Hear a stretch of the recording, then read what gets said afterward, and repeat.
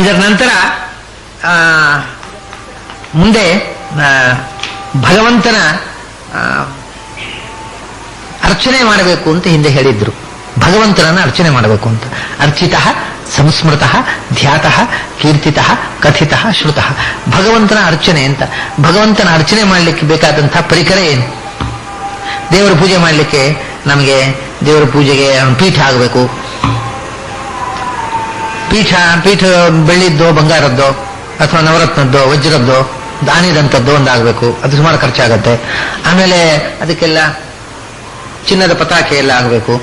ಆಮೇಲೆ ಪೂಜೆಗೆ ಅಲಂಕಾರಕ್ಕೆ ಮುತ್ತಿನ ಸರ ಬಂಗಾರದ ಸರ ಆಭರಣಗಳೆಲ್ಲ ಬೇಕು.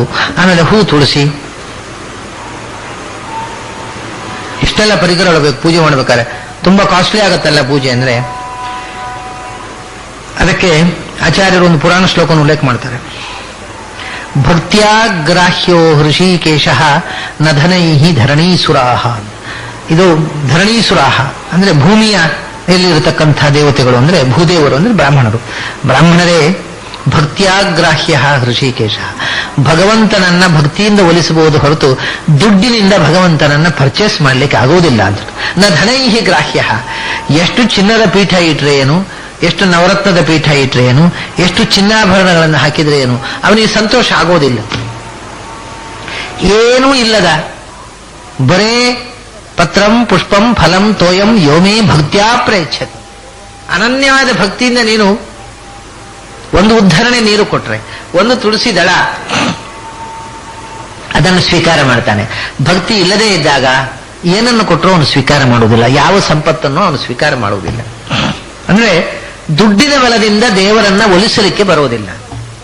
ಆದರೆ ಭಗವಂತನಿಗೆ ಆ ದುಡ್ಡಿನ ಆಭರಣಗಳ ಕೆಲವೆಲ್ಲ ನಮ್ಮಲ್ಲಿ ತಪ್ಪು ಸಂಪ್ರದಾಯಗಳಿವೆ. ನಿಮಗೆ ಉದಾಹರಣೆ ಹೇಳ್ತಾನೆ. ದೇವರ ಪೂಜೆಗೆ ಕೆಲವೆಲ್ಲ ಶಂಖ, ದೇವರ ಪೂಜೆಗೆ ಒಂದು ಶಂಖ ಆಗಬೇಕು. ಶಂಖಕ್ಕೆ ಅದಕ್ಕೆ ಬೆಳ್ಳಿ ಕಟ್ಟಬೇಕು ಅಥವಾ ಚಿನ್ನ ಕಟ್ಟಬೇಕು. ಇದೆಲ್ಲ ಕೆಲವು ನಿಯಮಗಳನ್ನು ಹೇಳ್ತಾರೆ. ದೇವರ ಪೂಜೆಗೆ ಶಂಖಕ್ಕೆ ಇದು ಕೂಡ ಅಗತ್ಯ ಇಲ್ಲ. ಇದು ತಪ್ಪು ವಿಷಯ. ಆ ಶಂಖಕ್ಕೆ ಬೆಳ್ಳಿ ಕಟ್ಟಬೇಕು, ಚಿನ್ನ ಕಟ್ಟಬೇಕು, ಅದಕ್ಕೆ ಅದರ ತುದಿಯಲ್ಲಿ ಮುತ್ತಿನ ಜಾಲರಿ ಕಟ್ಟಬೇಕು.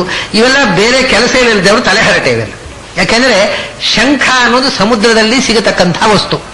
ಅದು ನ್ಯಾಚುರಲ್ ಆಗಿ ಭಗವಂತನ ಲಕ್ಷ್ಮೀ ಸನ್ನಿಧಾನ ಇರತಕ್ಕಂಥ ವಸ್ತು. ಅದೆಲ್ಲ ಅಭಿಷೇಕ ಮಾಡಬೇಕು. ಶಂಖಕ್ಕೆ ಬೆಳ್ಳಿ ಕಟ್ಟಿಸಬೇಕಾದ್ರೆ ಅದು ಏನ್ ಮಾಡ್ತಾರೆ ಗೊತ್ತಾ? ಬಹಳ ಜನ ಗೊತ್ತಿಲ್ಲ. ಶಂಖವನ್ನು ತುಂಡು ಮಾಡ್ತಾರೆ. ಬೆಳ್ಳಿ ಕಟ್ಟಬೇಕಾಗಿದ್ರೆ ಅದರ ಮೇಲಿನ ಪೋರ್ಷನ್ ಅನ್ನು ಕಟ್ ಮಾಡಿ ಬೆಳ್ಳಿ ಕಟ್ಟುವುದು. ಆದ್ರಿಂದ ಯಾವ ಶಂಖಕ್ಕೆ ಬೆಳ್ಳಿ ಚಿನ್ನ ಕಟ್ಟಿದ್ದಾರೆ ಅದು ಭಿನ್ನ ಶಂಖ, ನಿಜವಾದ ಶಂಖವೇ ಅಲ್ಲ.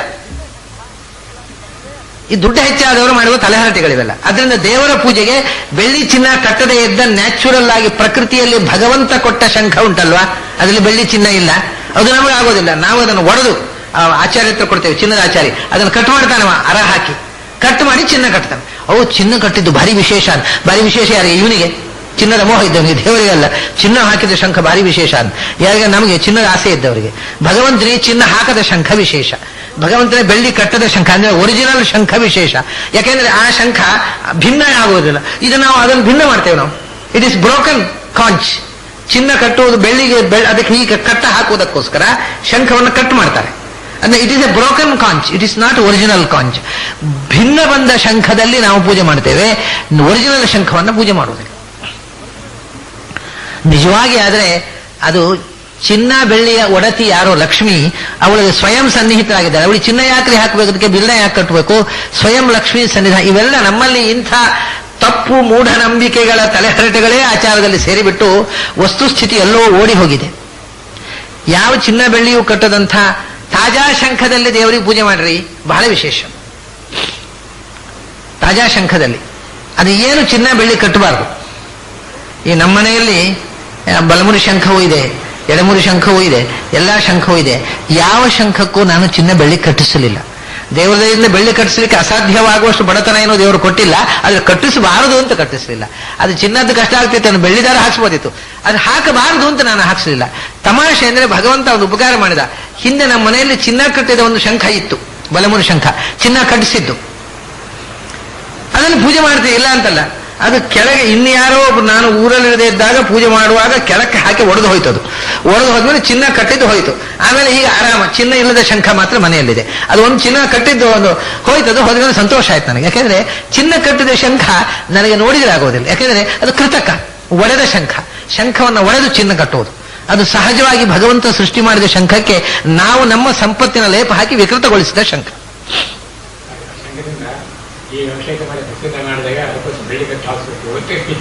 ಮಾಡಿ ಶಂಖದಿಂದ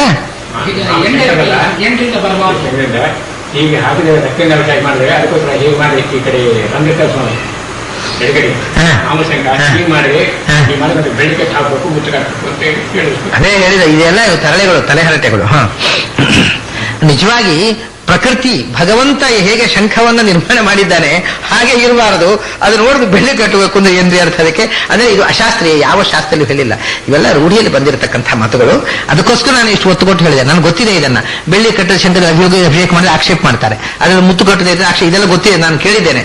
ಇವೆಲ್ಲ ಬೆಳ್ಳಿಯ ಮತ್ತು ಮುತ್ತಿನ ಮೋಹದವರು ಮಾಡಿರತಕ್ಕಂಥ ಶಾಸ್ತ್ರ ಹೊರತು ಶಂಖಂ ಚಂದ್ರಾರ್ಕ ದೈವತ್ಯಂ. ಶಂಖದ ಬಗ್ಗೆ ಏನ್ ಹೇಳ್ತಾರೆ ಶಾಸ್ತ್ರದಲ್ಲಿ? ಶಂಖಂ ಚಂದ್ರಾರ್ಕ ದೈವತ್ಯಂ, ಮಧ್ಯೆ ವರುಣಜೈವತಂ, ಪೃಷ್ಠೆ ಪ್ರಜಾಪತಿ ತತ್ರ ಅಗ್ರೇ ಗಂಗಾ ಸರಸ್ವತಿ. ಶಂಖದ ತುದಿಯಲ್ಲಿ ಗಂಗೆ ಸರಸ್ವತಿಯರಿದ್ದಾರೆ ಅಂತ. ಅದನ್ನು ನೀವು ಒಡೆದು ಅದಕ್ಕೆ ತುದಿ ಕಟ್ಟಿದ್ರೆ ಗಂಗೆ ಸರಸ್ವತಿಯರ ಸನ್ನಿಧಾನ ನಾಶ ಆಗುವುದಿಲ್ವಾ? ಮತ್ತೆ ಅದರ ತುದಿಯಲ್ಲಿ ಬರಬಾರದು, ತುದಿಯಲ್ಲೇ ಗಂಗೆ ಸರಸ್ವತಿ ಇರುವುದು ಪ್ರಮಾಣ ಶ್ಲೋಕ. ಅದರ ತುದಿಯಲ್ಲಿ ಕಟ್ಟಿದಂತಹ ಮುತ್ತಿನ ಜಾಲದಲ್ಲಿ ಇರುವುದಲ್ಲ ಗಂಗೆ ಸರಸ್ವತಿಯರು, ಶಂಖದ ತುದಿಯಲ್ಲಿ. ಶಂಖಂ ಚಂದ್ರಾರ್ಕ ದೈವತ್ಯಂ, ಶಂಖದಲ್ಲಿ ಸೂರ್ಯಚಂದ್ರರ ಸನ್ನಿಧಾನ. ಅದರ ಮಧ್ಯದಲ್ಲಿ ಅಂದ್ರೆ ಆ ನೀರು ತುಂಬುವ ಜಾಗ ಉಂಟಲ್ಲ, ಆ ನೀರು ತುಂಬುವ ಜಾಗ ಅದು ವರುಣನ ಸನ್ನಿಧಾನ. ಅದರ ತುದಿಯಲ್ಲಿ ನೀರು ಇಳಿಯುವ ಜಾಗ ಉಂಟಲ್ಲ, ಅಲ್ಲಿ ಗಂಗಾ ಸರಸ್ವತಿಯರ ಸನ್ನಿಧಾನ. ಶಂಖಂ ಚಂದ್ರಾರ್ಕ ದೈವತ್ಯಂ, ಮಧ್ಯೆ ವರುಣದೈವತಂ, ಪೃಷ್ಠೆ ಪ್ರಜಾಪತಿ ಸತ್ರ. ಅದನ್ನು ನಾವು ಇಡ್ತೇವಲ್ಲ ಶಂಖದ ಪೀಠ, ಅದರಲ್ಲಿ ಚತುರ್ಮುಖನ ಸನ್ನಿಧಾನ.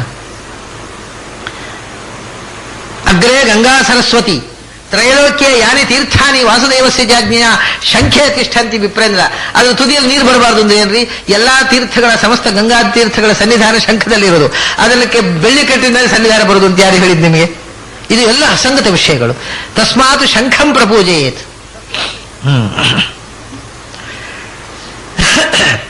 ಆಮೇಲೆ ಅದು ಹೋಗ್ಲಿ, ಶಂಖದಲ್ಲಿ ಊದುವ ಶಂಖಕ್ಕೆ ಯಾಕೆ ಬೆಳ್ಳಿ ಕಟ್ಟೋದಿಲ್ಲ? ಅದಕ್ಕೂ ಬಂಗಾರ ಕಟ್ಟಿ ಊದಬೇಕಪ್ಪ. ಆದ್ರೆ ಅದು ಕಲಿ ಸನ್ನಿಧಾನ ಬರುತ್ತೆ. ಶಂಖ ಬೆಳ್ಳಿ ಕಟ್ಟಿಬಿಟ್ರೆ ಊದುವ ಶಂಖ, ಈಗ ಯಾರ ಹೇಳಿದ್ರೆ ಕಟ್ತಾರೆ. ಮತ್ತೆ ಒಂದು ಕಥೆ ಶುರು ಮಾಡ್ರೆ, ಊದುವ ಶಂಖಕ್ಕೂ ಬೆಳ್ಳಿ ಕಟ್ಟಬೇಕು, ಬಂಗಾರ ಕಟ್ಟಬೇಕು, ಅದ್ರ ಮುತ್ತಿನ ಜಾಲರಿ ಕಟ್ಟಬೇಕು, ಆ ಮುತ್ತಿನ ಜಾಲರಿ ಮೂಲಕ ನಾದ ಬಂದ್ರೆ ಅದು ದೇವರ ಪ್ರೀತಿಯಿಂದ ಒಂದು ಕಥೆ ಶುರು ಮಾಡ್ರಿ. ಎಲ್ಲ ಹೀಗೆ ಅಧ್ವಾನಗಳೇ ನಮ್ಮಲ್ಲಿರೋದು. ಭಕ್ತ್ಯ ಗ್ರಾಹ್ಯ ಹೃಷಿಕೇಶ ನ ಧನೈ ಧರಣೀಸುರಾಹ. ಅದರಿಂದ ಭಗವಂತನಿಗೆ ಪೂಜೆಗೆ ಯಾವುದೇ ಸಾಂಪತ್ತಿಕವಾದಂಥ ಪರಿಕರ ಬೇಡ. ಎಲ್ಲಿ ತನಕ ಅಂದ್ರೆ ಇನ್ನೊಂದು ತಮಾಷೆ ಏನು ಗೊತ್ತುಂಟ? ನಾವು ನಮ್ಮಲ್ಲಿ ಅನೇಕ ತಪ್ಪುಗಳು, ಒಂದೊಂದನ್ನೇ ಹೇಳ್ತಾ ಇದ್ದೇನೆ ನಾನು. ಶಂಖ ಆಯ್ತಲ್ಲ, ಇನ್ನೊಂದು ಏನು ಅಂತಂದ್ರೆ ನಮ್ಮಲ್ಲಿ ಪೂಜೆಗೆ ತಾಮ್ರದ ಪಾತ್ರೆಗಿಂತ ಬೆಳ್ಳಿ ಪಾತ್ರೆ ವಿಶೇಷ ಅಲ್ವಾ? ಸ್ವಲ್ಪ ಮಠದಲ್ಲಿ ಎಂದೂ ತಾಮ್ರದ ಪಾತ್ರೆ ಉಪಯೋಗಿಸ್ತಿಲ್ಲ. ಆದರೆ ಶಾಸ್ತ್ರದ ಪ್ರಕಾರ ಬೆಳ್ಳಿ ಪಾತ್ರೆ ಪೂಜೆಗೆ ನಿಷಿದ್ಧ. ಬೆಳ್ಳಿ ಪಾತ್ರೆಯಲ್ಲಿ ಪೂಜೆಗೆ ಅಷ್ಟು ಪ್ರಶಸ್ತ ಅಲ್ಲ, ಅದು ನಿಷಿದ್ಧ. ಆಮೇಲೆ ನಮ್ಮಲ್ಲಿ ಇನ್ನೊಂದುಂಟು, ಮರದ ಮನೆ ಯಾರ ಮನೆಯಲ್ಲೂ ಇರ್ಬೋದು ಪಾಪ ಅಲ್ವಾ? ಅದಕ್ಕೆ ಬೆಳ್ಳಿ ಹಾಕಿ ಹೊಡಿಸ್ಬೇಕು, 4 ಕಡೆ 4 ಬೆಳ್ಳಿ ಹೂ ಆದ್ರೂ ಹಾಕಿಸ್ಬೇಕು ಅಂತ. ಮರದ ಮನೆಯೇ ನಿಷಿದ್ಧ. ಮರದ ಮನೆಯಲ್ಲಿ ಕೂತು ಪೂಜೆ ಮಾಡೋದೇ ಅಷ್ಟು ಪ್ರಶಸ್ತ ಅಲ್ಲ ಶಾಸ್ತ್ರದ ಪ್ರಕಾರ. ದ್ಯಾಟ್ ಈಸ್ ದ ಅಂದ್ರೆ ಕೊನೆ ಏನೂ ಇಲ್ಲದೆ ಇದ್ರೆ ಆಸನಗಳಲ್ಲಿ ಅತ್ಯಂತ ನಿಕೃಷ್ಟ ಆಸನ ಮರದ ಆಸನ ಅಂತ ಹೇಳ್ತಾರೆ. ಅದಕ್ಕೆ ಅದು ನಿಕೃಷ್ಟ ಅಂತ ಅದಕ್ಕೆ ಅವರು ಇದು ನಮ್ಮ ಯಾವುದು ಬೆಳ್ಳಿ ಹೂ ಹಾಕ್ಸೋದು. ಕೆಟ್ಟ ಆಸನದಲ್ಲಿ ಕೂತು ಅದ್ರ ಬಂಗಾರ ಅಥವಾ ಬೆಳ್ಳಿ ಹಾಕಿಸಿಬಿಟ್ರೆ ಅದು ಮಡಿ ಆಯ್ತು ಅಂತ. ವಸ್ತುತಃ ಮರದ ಮನೆಯೇ ನಿಷಿದ್ಧ. ಯಾಕೆ ಅಂದ್ರೆ ನಿಮಗೆ ನಾನು ಕಾರಣ ಹೇಳ್ತೇನೆ. ನಾವು ಮನೆ ಮೇಲೆ ಕೂತ್ಕೊಳ್ಳೋದು ಯಾಕೆ? ಇದೆಲ್ಲ ವಿಷಯ ಸೈಂಟಿಫಿಕ್ ಆಗಿ ಗೊತ್ತಿದ್ದೊಳಗೆ ಇದೆಲ್ಲ ವಿಷಯ ಅರ್ಥ ಆಗುತ್ತೆ. ನೆಲದಲ್ಲಿ ಮನೆ ಮೇಲೆ ಕೂತ್ಕೊಳ್ಳೋದು ಯಾಕೆ? ಬರೀ ನೆಲದಲ್ಲಿ ಕೂತು ಯಾಕೆ ಜಪ ಮಾಡಬಾರದು? ನೆಲದಲ್ಲಿ ಕೂತರೆ ನೆಲದಲ್ಲಿ ವೈಬ್ರೇಷನ್ಸ್ ಇರ್ತವೆ, ಅರ್ಧನ್ ವೈಬ್ರೇಷನ್. ಆ ಅರ್ಧನ್ vibration if it is anti vibration ನಮ್ಮ ಮನಸ್ಸಿನ ಮೇಲೆ ಅದು ಪರಿಣಾಮ ಮಾಡಿ ಮೆಡಿಟೇಷನ್ ಮಾಡ್ಲಿಕ್ಕೆ ಆಗುದಿಲ್ಲ.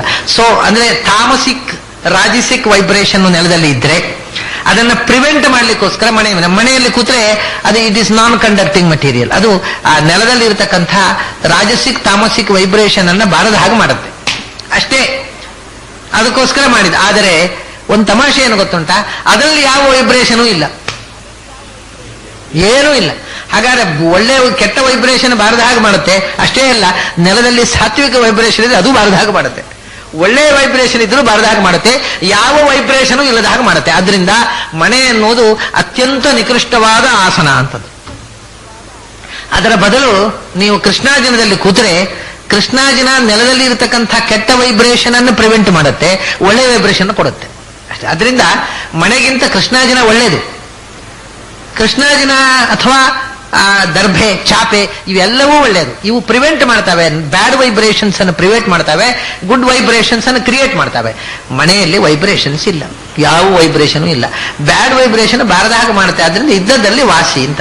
ಹಾಗಾಗಿ ಇವೆಲ್ಲ ಮನೆಗೆ ಚಿನ್ನ ಬೆಳ್ಳಿ ತಗಡು ಹಾಕಿಸೋದು, ಆಮೇಲೆ ಎಂಥದ್ದು ನಮ್ಮಲ್ಲೆಲ್ಲ ಉಂಟಪ್ಪ ಬೆಳ್ಳಿ ಹರಿ ಮಾಡಲು ಊಟ, ಅದಕ್ಕೊಂದು ಬಂಗಾರದ ಮೊಳೆ ಹೊಡಿಸೋದು, ಇದೆಲ್ಲ ರೋಗಗಳು. ಇವು ಚಿನ್ನದ ರೋಗ, ಬೆಳ್ಳಿ ರೋಗ, ಯಾವುದು ಶಾಸ್ತ್ರ ಅಲ್ಲ. ಇದು ಬರೇ ಚಿನ್ನ ಬೆಳ್ಳಿಯ ರೋಗ ಮನುಷ್ಯನಿಗೆ ಜಾಸ್ತಿ ಆದಾಗ ಇವೆಲ್ಲ ಬೇರೆ ಬೇರೆ ರೋಗಗಳು. ನಮ್ಮಲ್ಲಿ ಸೈಕಿಕ್ ಅಂತ ಹೇಳ್ತಾರಲ್ಲ, ಇದು ಒಂಥರ ಚಿನ್ನದ ಸೈಕಿಕ್. ಅವನು ಒಂಥರ ಸೈಕೋಥೆರಪಿ ಮಾಡ್ಬೇಕು. ಚಿನ್ನದ ಸೈಕಿಕ್ಕು, ಬೆಳ್ಳಿ ಸೈಕಿಕ್ಕು, ಇವೆಲ್ಲ ಚಿನ್ನದ ಬೆಳ್ಳಿಯ ಮೋಹಗಳು. ಇವು ಯಾವುದೂ ಶಾಸ್ತ್ರ ಅಲ್ಲ. ಅದಕ್ಕೆ ಆಚಾರ್ಯ ಹೇಳ್ತಾರೆ, ಭಕ್ತ್ಯಾಗ್ರಾಹ್ಯೋ ಹೃಷಿಕೇಶ ನ ಧನೈಹಿ ಧರಣೀ ಸುರಾಹ. ನೀವು ಯಾವುದೇ ಸಂಪತ್ತಿನ ಪ್ರದರ್ಶನದಿಂದ ಭಗವಂತನನ್ನು ಒಲಿಸಿಕೊಳ್ಳಲಾರಿರಿ. ಮತ್ತೆ ಬರಿಯ ಭಕ್ತಿಯಿಂದ ಭಗವಂತನಿಗೆ ಏನು ಕೊಟ್ಟರೂ ಅವನು ಸ್ವೀಕಾರ ಮಾಡ್ತಾನೆ. ಭಕ್ತಿ ಇಲ್ಲದ ಸಂಪತ್ತಿನಿಂದ ಏನು ಕೊಟ್ಟರೂ ಸ್ವೀಕಾರ ಮಾಡುವುದಿಲ್ಲ. ಭಕ್ತಿ ಇದ್ದು ಸಂಪತ್ತು ಇದ್ದರೆ ಆ ಸಂಪತ್ತನ್ನು ಭಗವಂತನಿಗೋಸ್ಕರ ವಿನಿಯೋಗ ಮಾಡಬಾರದು ಅಂತ ಅರ್ಥ ಅಲ್ಲ. ಒಬ್ಬ ಮನುಷ್ಯನಿಗೆ ಸಂಪತ್ತಿದೆ, ಅವನು ತನ್ನ ಸಂಪತ್ತನಿಗೆ, ಉದಾಹರಣೆಗೆ ನಮ್ಮ ಪಲಿಮಾ ಋಷಿಗಳವರು ಅವ್ರು ನಧನೈಹಿ ಅಂತ ಬಂತೀಗ ಪ್ರಶ್ನೆ, ದುಡ್ಡಿನಲ್ಲಿ ಭಗವಂತ ಒಲಿಯೋದಿಲ್ಲ, ಇವರು ಚಿನ್ನದ ರಥ ಯಾಕೆ ಮಾಡಿದ್ರು?